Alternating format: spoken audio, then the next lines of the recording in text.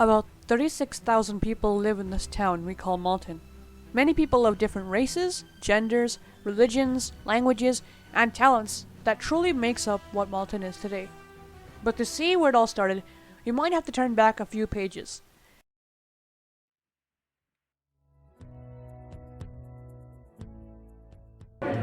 So do you guys know anything about Malton's history or its origins? I think Zach will go ahead and answer that. I know that Malton used to be a big aviation kind of thing. It was known for its industry of big in airplanes and stuff. That's what I know. I don't know a lot. I heard there was a fire before. Oh yeah, it's Fire Road, right? Yeah. It was some industrial fire, so yeah. Fire factory. No, not really. I don't know anything. Nothing at all. No, not exactly. No. Alright, so Miss, were you born in Malton? No, I wasn't. I was born in Africa. Oh, really? So what was it like in Africa compared to Malton? Well, it was different. It was very different.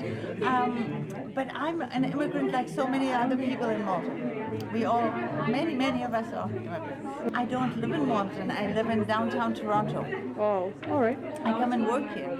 Oh, so how has Toronto changed over the years since you've immigrated there? It's changed tremendously. It used to be a smaller town. It used to be very uptight, and now I live downtown. There are a lot more young people. There are huge condominiums. If you go downtown near the Eaton Center, it looks like New York City or something like that. It really has changed a lot.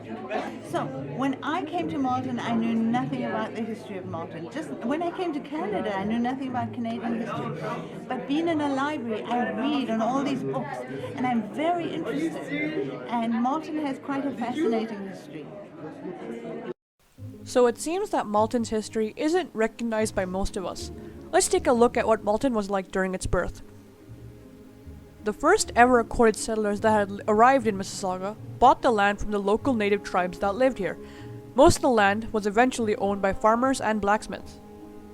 Since Malton was the only blacksmith in a long distance from the larger towns, Malton quickly became a booming farming and blacksmithing industry, especially after the Grand Trunk Railway was built near Malton, helping farmers become a major grain handling and marketing group, which also exposed them to a larger market as well.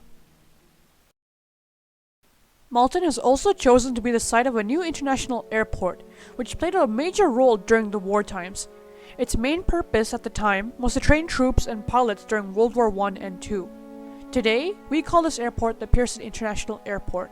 Also, there was a fire on October 25th, 1969 at about 2:55 How do you p.m. know that? I did a research project in history class. Do you know anything? Google buddy. Malton was mainly a quiet and peaceful small town, but everything changed when a large explosion occurred. A gas main exploded in a large factory in Malton on October the 25th, 1969. This factory supplied many citizens with work and was a source of urbanization in Malton. Because of this, many citizens were shaken, changing Malton forever. It was big on the whole aviation industry and whatnot, and they created fighter jets for warfare and stuff. And I also know that near Victory Street, I think, and near the airport, those homes over there are actually used by people in the military, so it's pretty cool.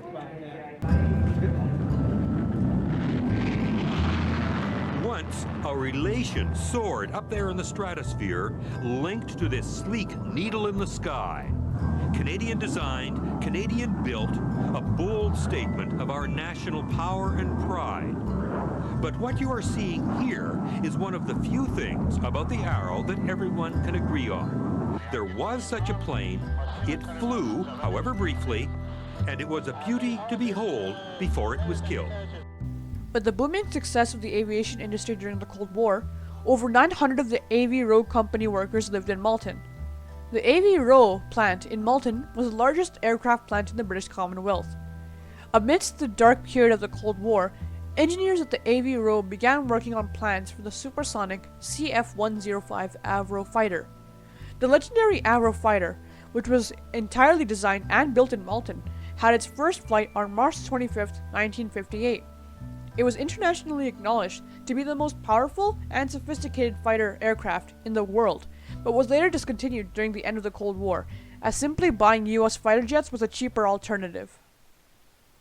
Once named Westwood, which was a high school, and it still is, and we named it after one of our general secretaries, Lincoln M. Alexander. Now that immigration in the Pearson Airport has developed, many of the things Malton is known for, such as this diverse community, wouldn't be here today if it weren't for the pioneers that settled and grew a small town into what it is today.